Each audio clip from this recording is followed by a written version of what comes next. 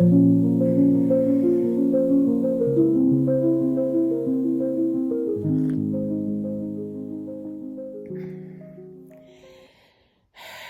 7:30 in the morning, and I'm wondering if I should go out into the courtyard and wake everybody up. Oh my goodness, because at exactly 4:30 in the morning, I was woken up by fighting, and it happens once a month. I would say once a month, not every weekend, but once a month.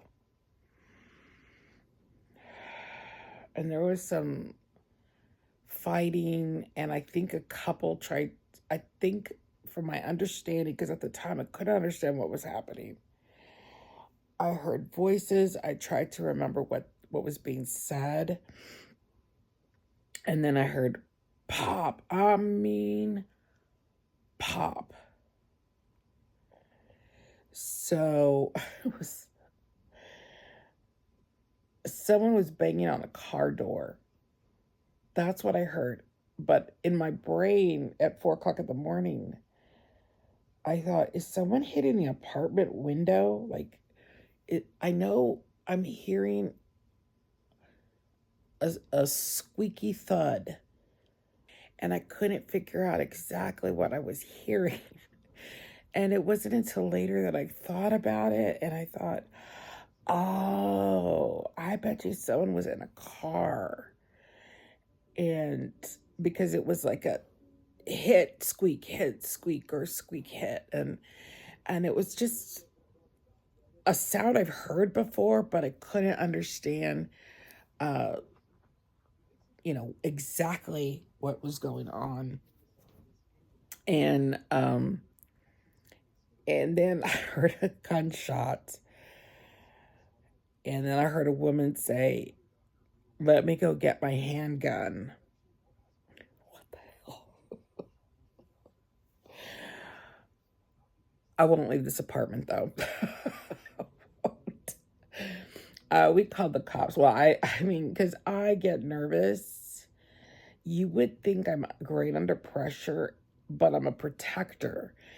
And my instinct is to call my daughter, who lives in the same apartment complex, and tell her to stay away from the windows. Bear, on the other hand, he's calling the cops. Mm. So I burnt the coffee a little bit. So I couldn't go back to sleep. So around 6 in the morning, I turn on the coffee. It's 7:30. I don't know what happened. I had a strange dream, and then something woke me up. And I thought, oh my God, the coffee. Oh, the coffee's been simmering.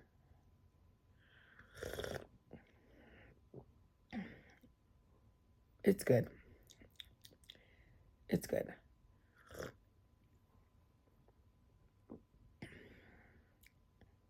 It's coffee.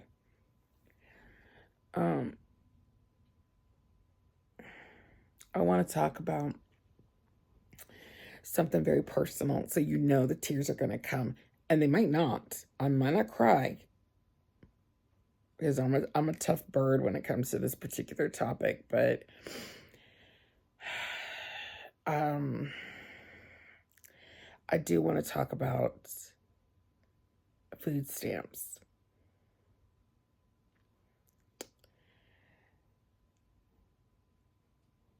The fact that I'm hearing people talk about, I don't care. I don't care if you lose your food stamps. So I'm going to go ahead and tell you,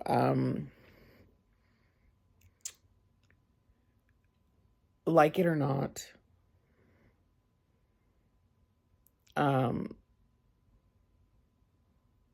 I qualified for $600.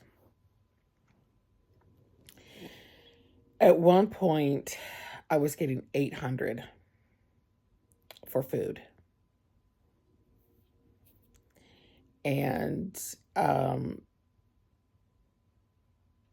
and then because I was getting every time I got a bump in scholarships or grants, uh any bump in money, it would lower. um one year I got a really good scholarship, and the next time I had to, because you have to reapply, and they give you reminders. You need to, you either end it or reapply, and we needed to reapply, so you have to bring your papers. You cannot say, oh, everything on file is the same. That's not how it works. So I had to show my proof of child support, and I saved those because you get, you know, well, first of all, you have online access. So I remember, if I remember correctly, I could print out all my statements for child support. It would print out my FAFSA statements. And I'm using the word FAFSA statements, but in reality, it's the emails of, my debit that I was getting from the Pell Grant and from student loans, the whole thing. Your taxes, if you paid anything, and we weren't paying any taxes while I was in college. I mean, I I was a substitute teacher, and then I had to show my work stubs.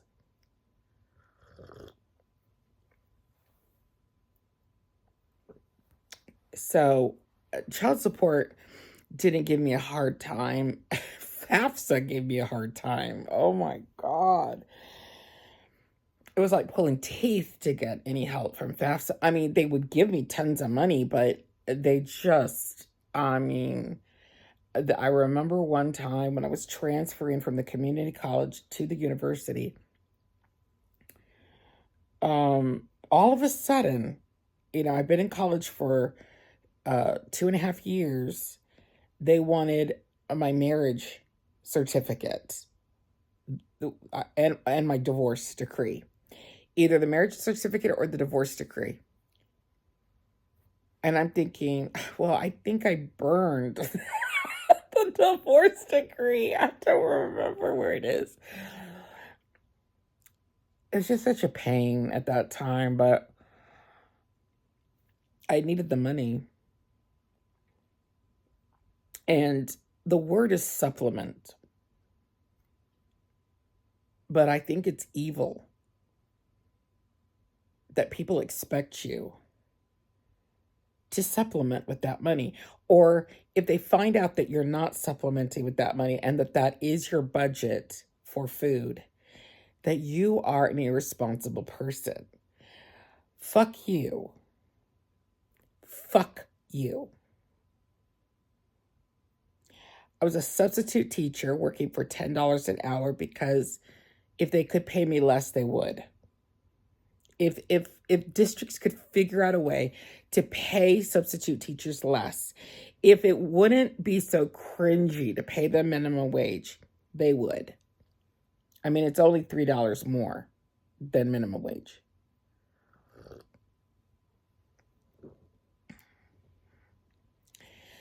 Whew.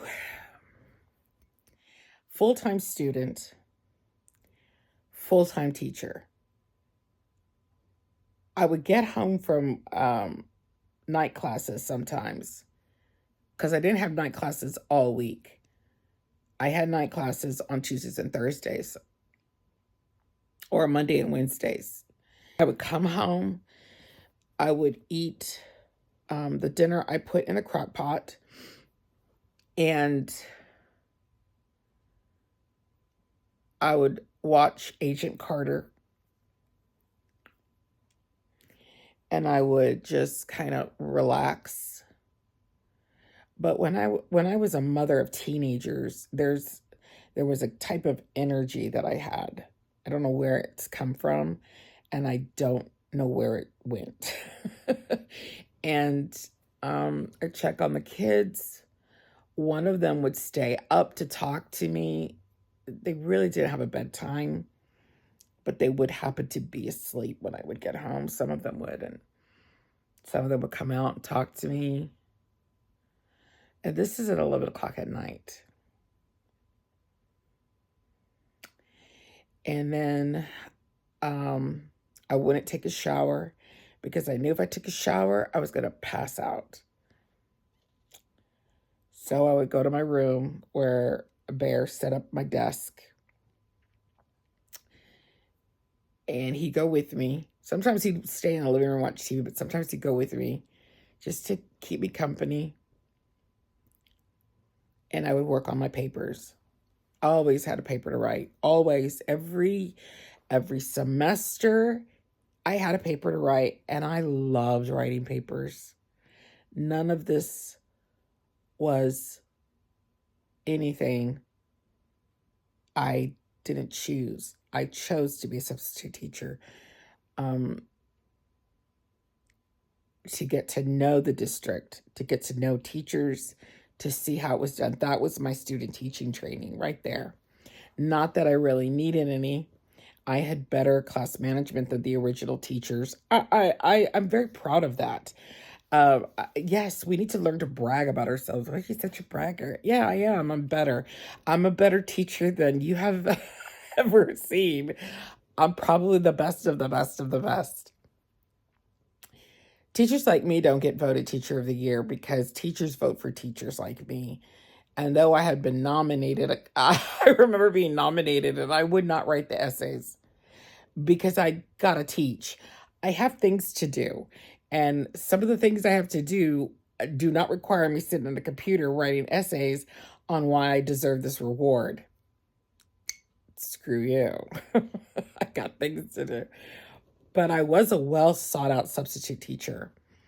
Principals would call me, and I remember one school was scared of me because I would go in there, and they treated me like I was an inspector, and I was just there to work a job, but they knew that I was a tattletale. I treated that job as if I made 40 bucks an hour. I treated it with absolute respect. And I was making 10. In the summers, we would try to save some of our income tax return to live through the summer. I would have to pick up a job. I know that I was a YMCA youth counselor. I was 45 years old playing dodgeball. I tried to get the director to stop playing dodgeball. She said, "No, this is what we do. We play dodgeball." And raising teenagers. Oh, that was hard.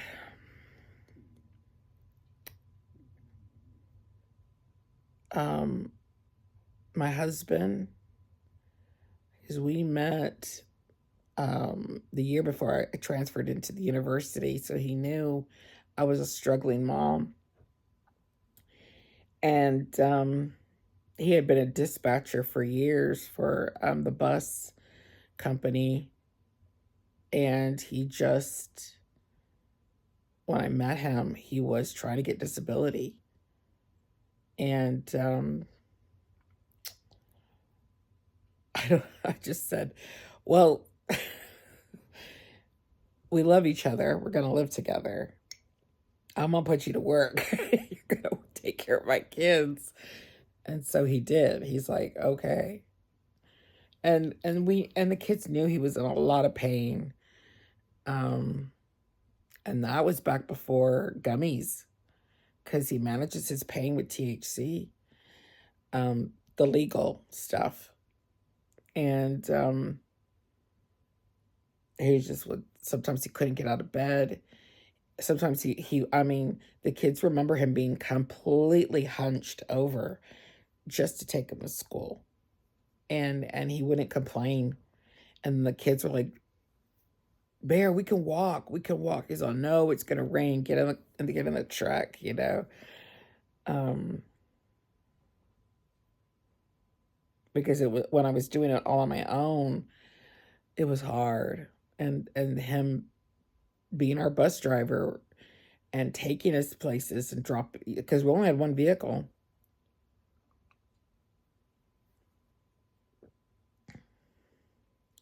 I bought Halloween candy with my child support because I didn't have any money. And there's people up in here doing videos.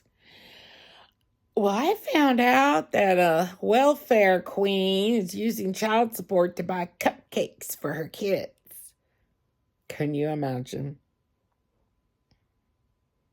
wanting your children to feel normal?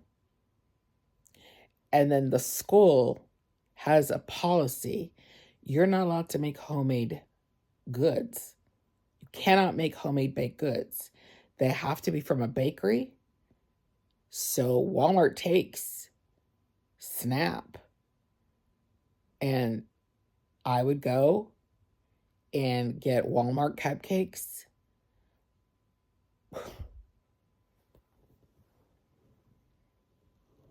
You need to know the life of someone on food stamps.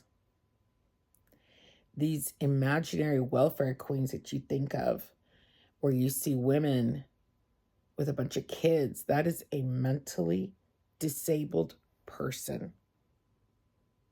What do you think is going to happen in 10 years with Trump shutting down the Department of Education? The state of Texas has been sued 3 times by the federal government for not providing our special population the services that they deserve by law. And now you've deleted the watchdog program that was watching these states. How do you expect teachers, school districts to provide children with disabilities adequate care when you cut down the Department of Education? I mean, tell me, because you believe in the trickle down theory. You believe that, you know, if we give tax breaks to the uber rich, that their wealth is going to trickle down to you. Well, guess what? When you hurt the super poor, their pain will trickle down to you. These people who are on food stamps and have mental health issues were once special ed children. A majority of people on assistance, though, are not mentally ill. They're disabled, they're elderly, they're foster care children. I am actually the working poor. That's a pretty big demographic as well, unfortunately. But these horrible racist images that you have of brown and black women with all their children getting food stamps. Have you had a conversation with these people? Some of them are poorly educated, terribly abused. And all they know is the basic care that a cat would give their kittens, and that is feed my babies. I don't know how, but I'm going to do it.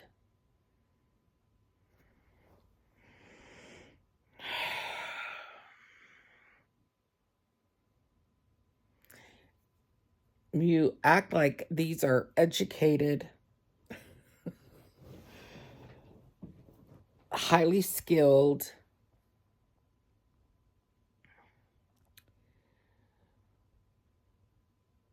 women and men.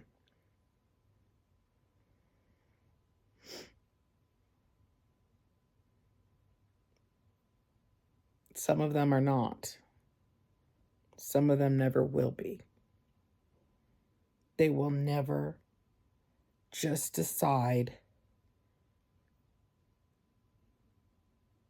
to stop having the mental health issues that they have.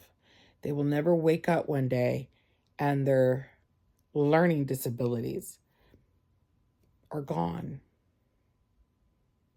They will always and forever take the jobs that are hard, and their bodies are going to age faster because of the hard work and the labor that they have to do.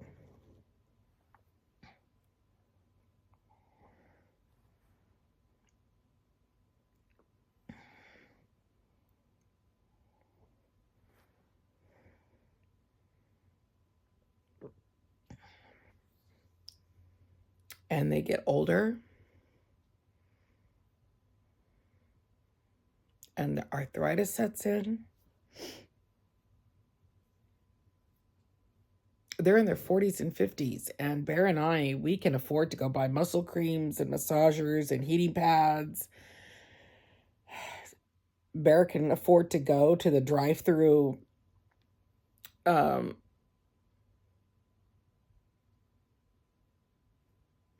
THC place and get some gummies. These people can't. So they're probably getting into some illegal stuff, or they're doing whatever they can to survive. And I wish I could tell you that, at least I wish I could end this with a nice little swirly cue and say, but at least they've got food stamps and they'll have their bellies full. Because let me tell you something, $600 for 7 people. Bear and I spend $500 a month, and it's just me and him. And yes, groceries have gone up significantly higher, but I don't think you understand the kind of poor nutrition. I could not squeeze any more money out of our budget because we needed gas. We needed to meet the copays. The kids needed shoes. They needed haircuts. They needed, shampoo. Food stamps doesn't cover shampoo for all those kids. Soap. And I was making my own laundry detergent because I couldn't afford the detergent. So I was making laundry detergent. The kids were like, our clothes smell. I watered down milk many times. And sometimes there was no milk to water, so I made horchata. I had to make my own rice milk for the kids while I was on food stamps. Y'all seem to think it cures hunger. No, it cures starvation. And I know how to budget. And I was making more money than a senior citizen, more money than a disabled person. I had a consistent paycheck from the school district, and I had my grants and my loans.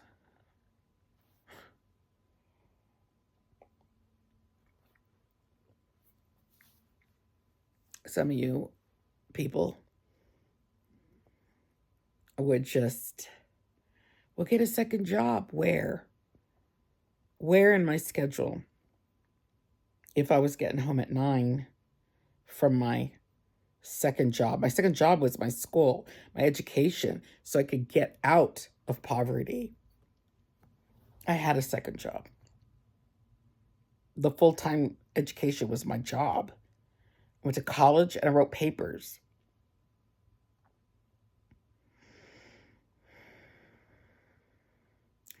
When I got on TikTok, I remember people criticizing the processed foods. Kraft macaroni and cheese, Chef Boyardee, DiGiorno pizzas, Hamburger Helper. And the reason I never took offense to it, really, I never did, is because to me, I hit big time. I hit the big time when I got a teaching job. I could buy cereal, name brand cereal. I could buy Lucky Charms instead of the Malto-Meal bags of cereal. I was big shit. I could buy a box of honeycomb cereal instead of my kids having oatmeal every single day. It was oatmeal in the winter and it was eggs and biscuits. Because at the time, eggs were still cheaper than cereal, buying boxes of cereal or even bags of cereal. That bag of cereal would be gone in 3 days. And I could stretch the eggs. I could stretch the eggs with potatoes and tater tots. And my brain can go back to poverty thinking. Poverty math? I know poverty math. And I laughed because buying a DiGiorno pizza, that was next level wealth for us. Because it meant I didn't have to come home from work and make homemade pizzas. Making homemade pizzas was hard, but I did it. I'd make 5 pies, and the kids loved it. I made homemade macaroni and cheese. But even Kraft macaroni was cheap. The problem with is that after the kids started after they were entering preteen stage, that box of Kraft macaroni and cheese wasn't feeding nobody. It probably fed one boy. You know, teenagers are big eaters. And the biggest eater was my girl, my daughter. And making homemade spaghetti, homemade pizza. I didn't make pot roast with beef. I made pot roast with pork butts. They didn't even know. They knew. I mean, I would tell them this is pork, but they didn't care. I'd make that Mississippi pot roast with pork butt because back then I could get pork butt for 99 cents a pound. Now I think it's out at $1.80. And I say back then, this is in 2010. It's about 15 years ago. God, time flies. 2010, I met Bear in 2012. So yeah, I don't remember having a pot roast with beef. My daughter made a pot roast with pork a couple months ago. So she's even kept the tradition. I mean, beef is just too freaking expensive. And I like pork. I don't know. It's got a good taste. When you season it well, pork is good.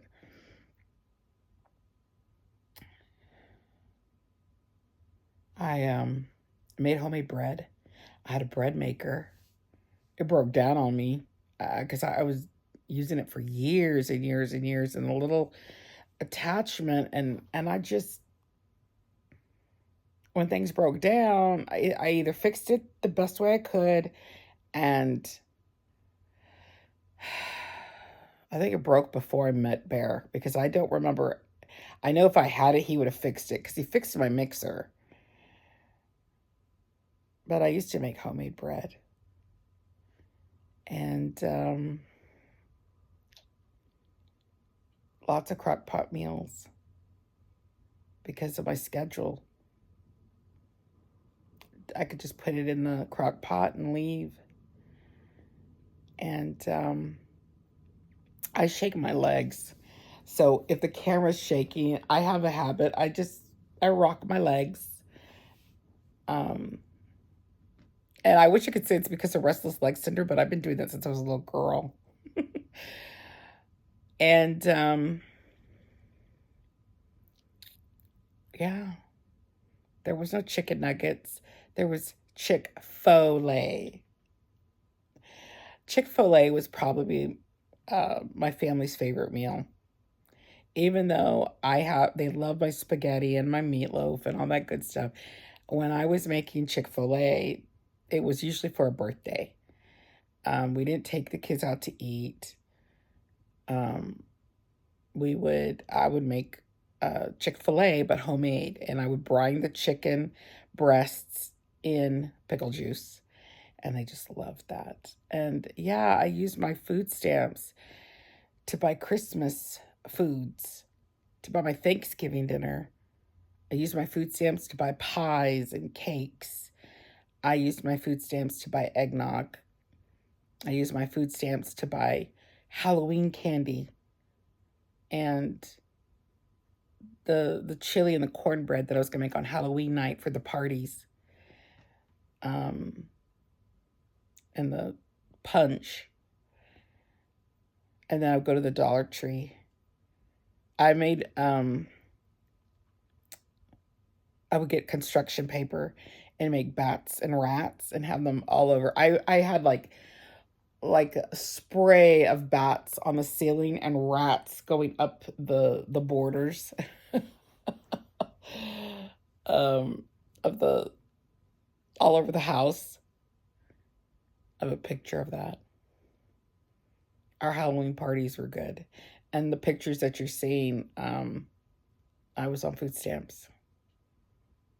Those are food stamp pictures. Those are parties provided by food stamps.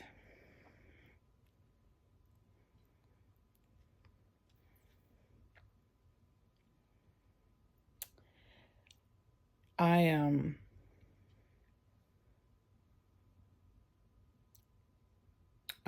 we'd run out of food and money uh a week before the refill. And so, and I could stir fry some ramen noodles. Sometimes I'd have to borrow money.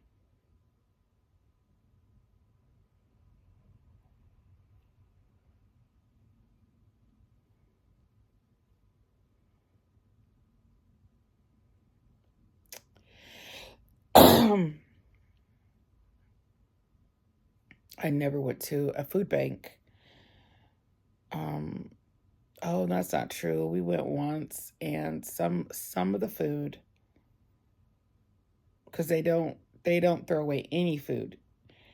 Um, and they will take any food, even if it's expired. And I got bags, and I remember they weren't in a box. I thought they were going to be in a box, but it was in a bag. And who gave that to me? It was my sister-in-law. Someone gave us that food. It was good stuff in it, you know. But I never went personally, but I did receive help. And when that money hits your account and it's 3 in the morning and Bear, did it come in? Hey, check the account. Yeah, it's in. Thank God. Thank you, Jesus. And we would get up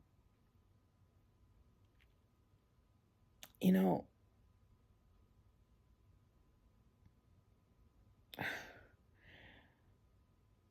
if the kids had been hungry for a while and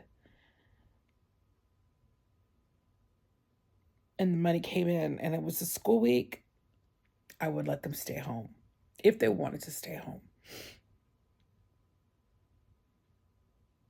No, we never said a word to each other about it. But Bear and I would run off to the grocery store and just fill up and get them treats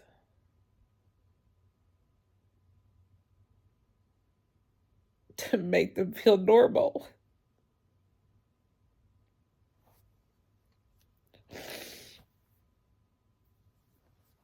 So they'd get their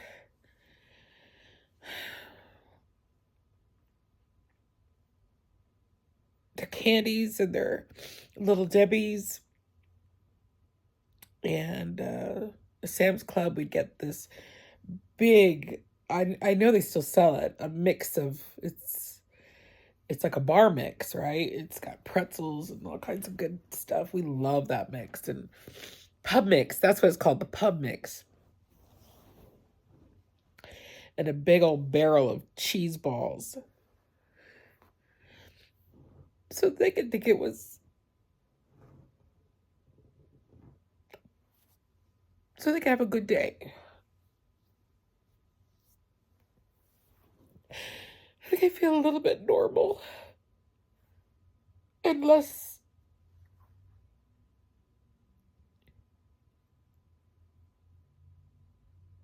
whatever they were going through. Knowing that the cupboards were so bare.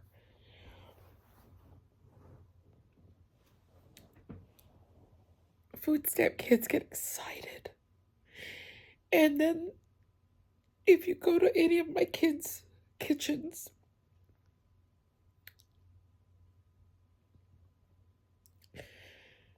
their pantries are stocked. Their freezers are full. Because I'm sure that they have anxiety about a bare kitchen. My son came to visit us and he was roaming through our kitchen. It's like, what do y'all got to eat? And Bear said that he looked worried because there was no food. There was lactose-free milk and a bunch of yogurt and dairy-free cheeses and a couple of condiments. And he was like, are y'all okay? And Bear had to like really make sure that he understood. Yeah, I'm on Manjaro. I don't eat like I used to eat. We're fine. We're fine. And your mom does. She eats a bunch of grilled dinners. She just likes her little Tyson chickens, and she can't eat a lot of gluten. So we have like tons of potatoes and my little Tyson chickens and some vegetables. And then now we have delivery service. Like I got into the Walmart plan that you can get. You pay monthly delivery services and it's unlimited deliveries. So if I feel like, okay, tonight I think I want to have this, I'll order whatever I want. It's going to affect our children for the rest of their lives.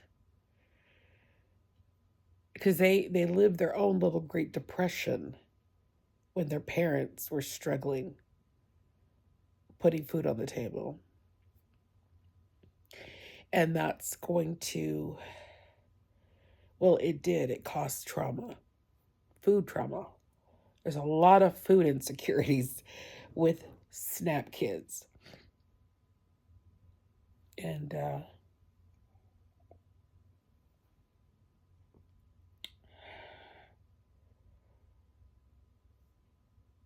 so I just thought maybe you should hear from a former food stamp recipient. I was on food stamps for 6 years. I was on food stamps for 6 years.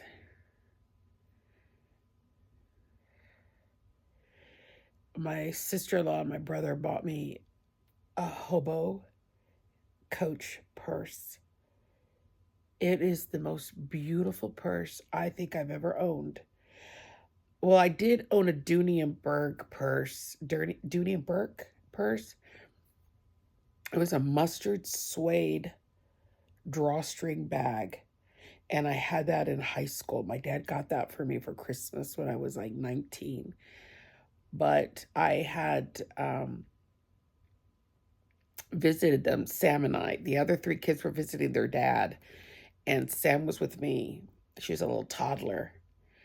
And she's just a precious little girl. And they took me to the Galleria there in Dallas and treated me to a purse, a Coach purse. And some homeless girl that I took in because, yeah, Lisette never had a pot to piss in, but she's giving shit away. I allowed this young lady to live with us. And she stole my purse. She took my purse.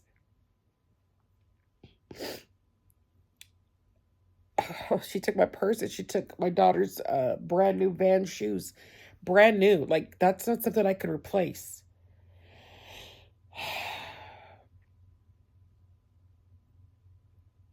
Anyway.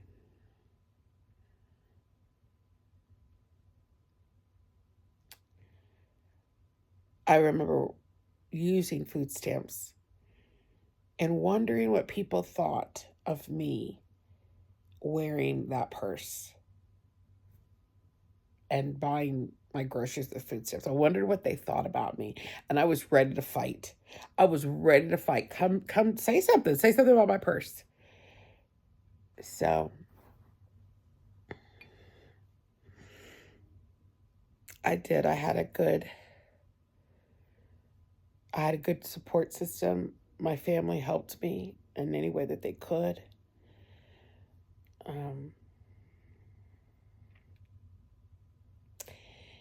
And we got through that with dignity and grace.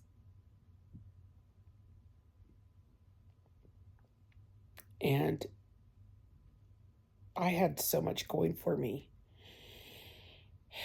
And there were days where I really needed the school to feed my kids, the breakfast and the lunch. Thank God, because we were on food stamps.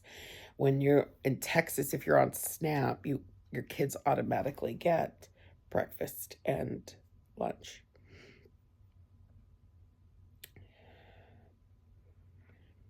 And I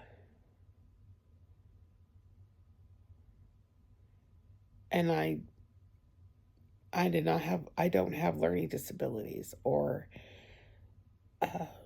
mental health issues that would keep me from working. I don't have physical disabilities. I'm not disabled in any way. And I know there was light at the end of the tunnel. And there are some women, because it always falls on the women, that are supporting their children as best as they can. And there is no light at the end of the tunnel. The only hope is that their kids can do better than them and help them. But because of their disabilities, physical, mental, or learning, they're not going to rise above where they are. This is as good as it gets.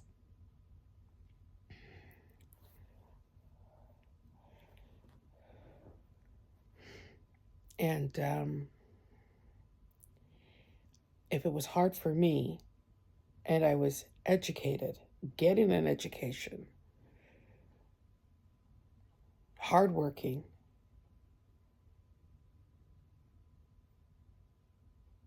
and I could still struggle, then What about all the people that are not as fortunate as I was, who didn't have a light at the end of the tunnel? What must they be thinking? What must they be feeling? What are they doing? You fucked up voting for the felon. You fucked up big time.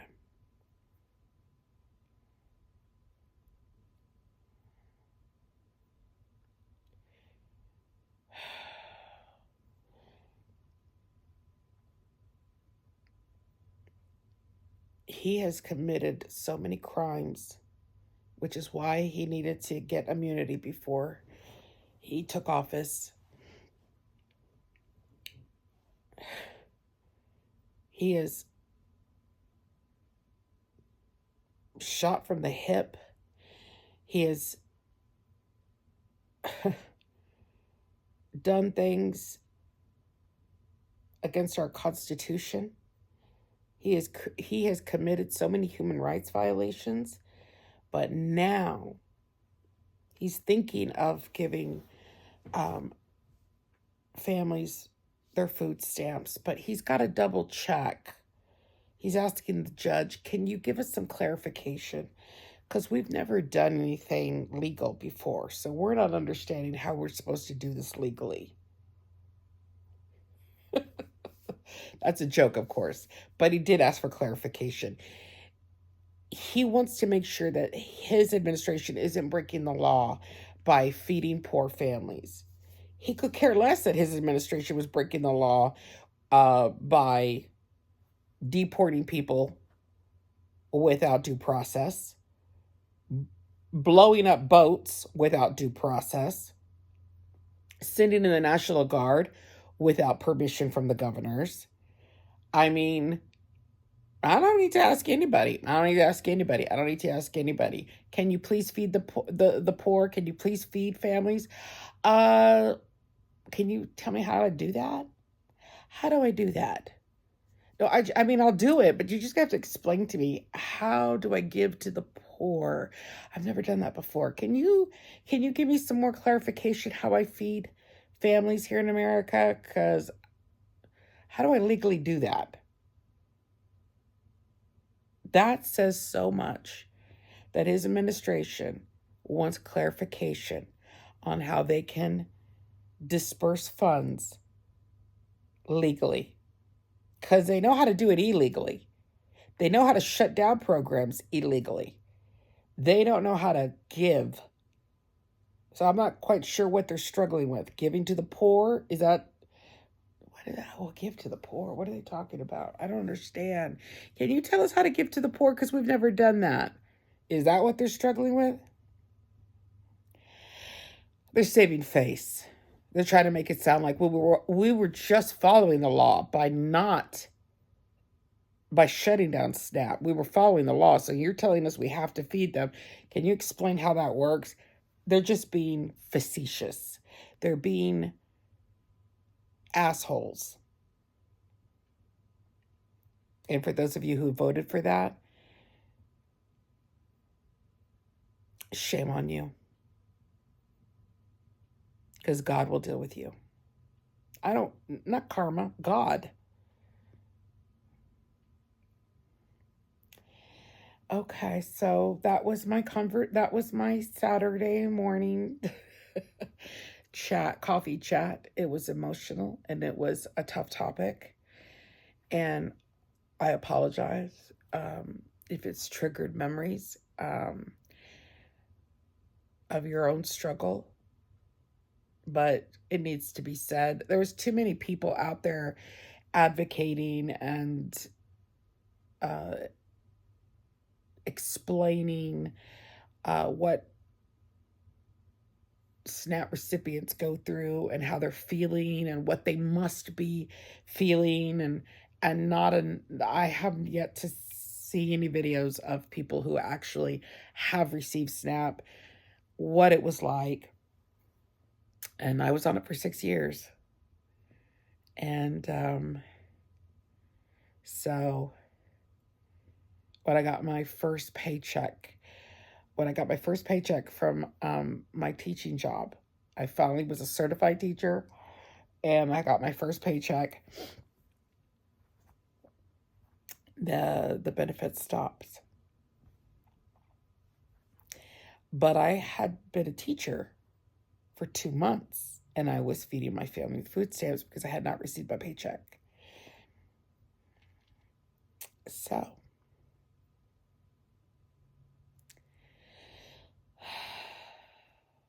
it's been 8 years since I've been on food stamps. And I'm grateful that this country provided for the poor. That's exactly what God wants. And I know we need to separate church and state, but for the Christians out there, I'm speaking to them. You had no business putting your faith in that con man. Mm-mm.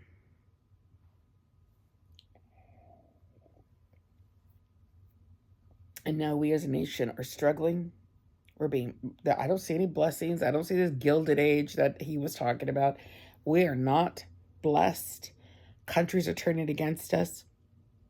Countries have pulled markets out of America. Our farmers are now going to have to get on food stamps. They weren't on food stamps. They were self-sustaining, and now they have lost a market. And even with the bailout, which hasn't happened, so 20 billion sent to Argentina because they're hungry, they're starving. You don't know anything. That's what he said. I mean, that's literally what he said to a reporter. And he needs clarification on how he can feed American citizens legally, because he doesn't want to break the law. So we got farmers and ranchers that are about to get on food stamps. We have current food stamp recipients that are holding their breath.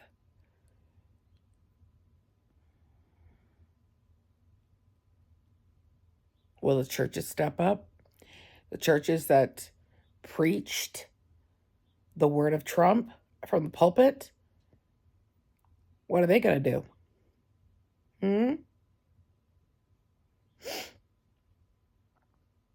Shame on this country. Shame on it. But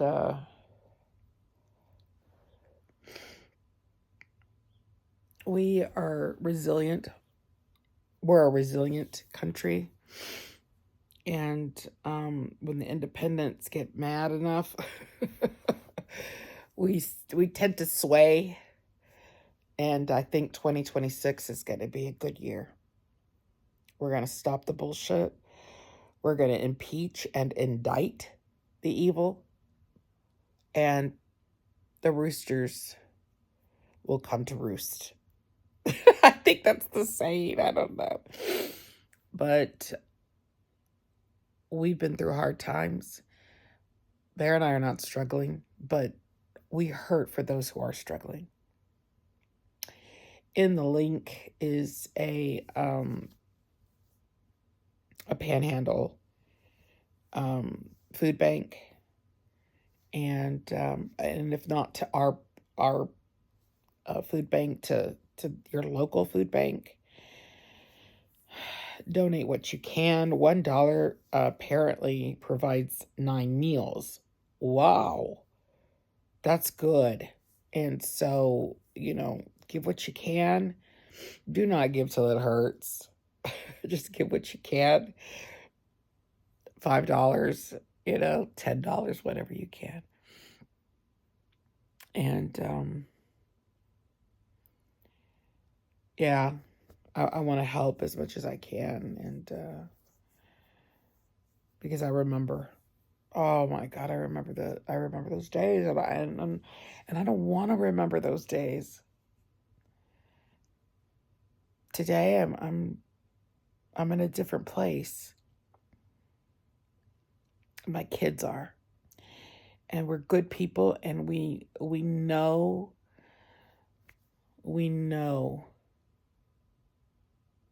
what it takes to be an American.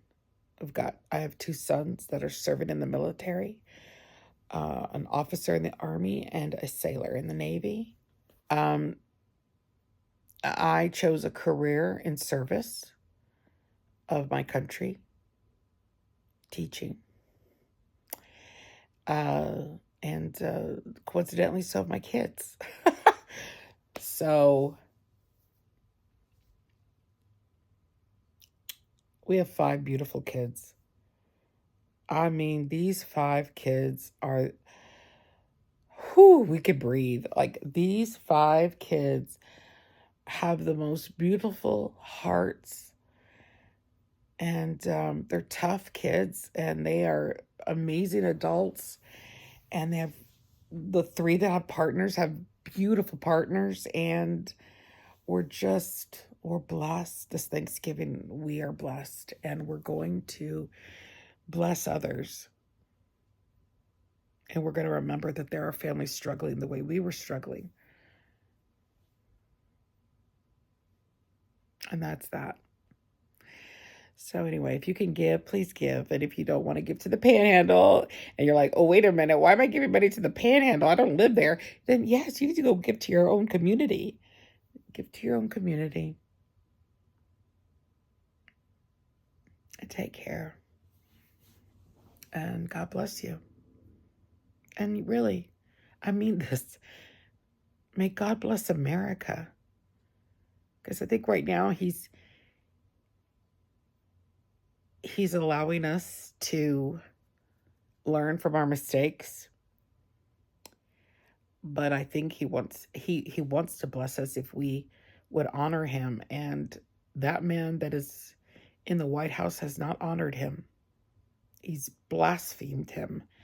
And it's a disgrace that we're in this position. So anyway, take care, and take care of your neighbors, take care of each other, take care of yourself, and have the best weekend you can have. You don't need to do any more or any less. Bye.